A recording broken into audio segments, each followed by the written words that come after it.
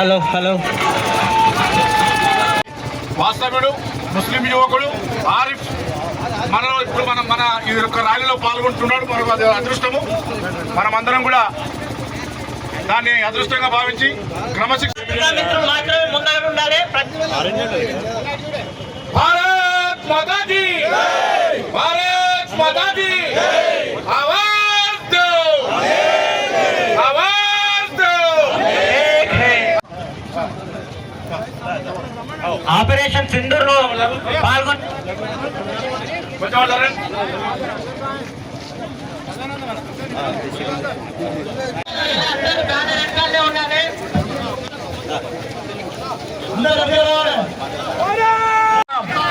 అనేక కుల సంఘాలు పెద్దపల్లికి సంబంధించిన బంధుమిత్రులందరూ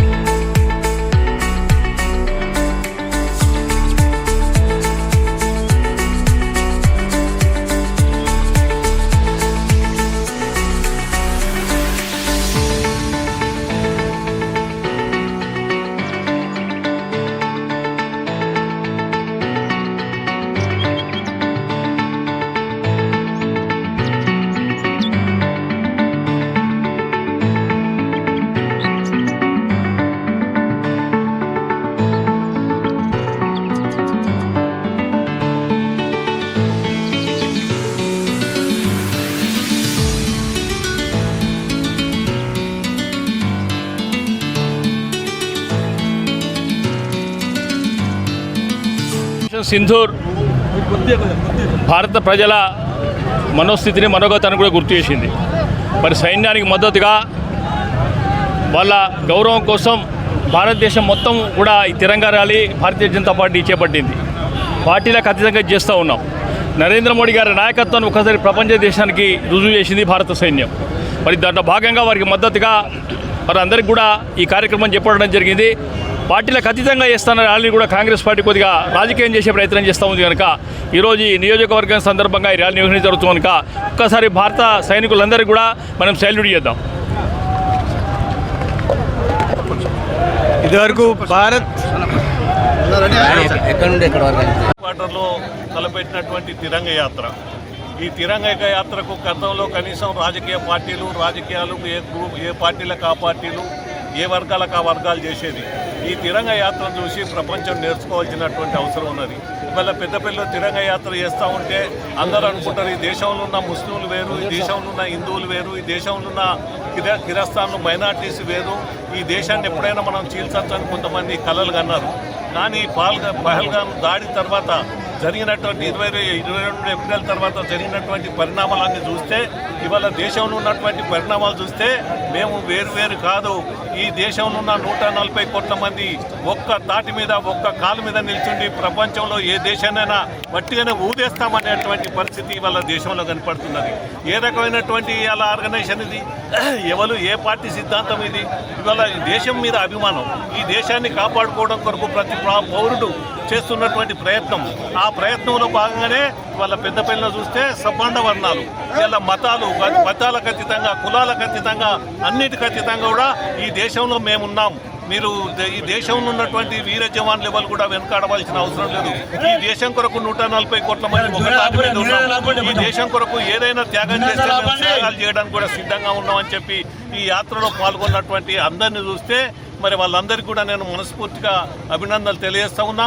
ఈ తిరంగ యాత్ర మరి విజయవంతానికి కొరకు కృషి చేసిన ప్రతి అభిమానికి, ప్రతి దేశాభిమానికి, సైన్యం, ఈ దేశ సైన్యం వెనుక మేము ఉన్నామని చెప్పే ప్రతి గుండెకు, ప్రతి మనసుకు నేను ధన్యవాదాలు తెలుపుతా ఉన్నా.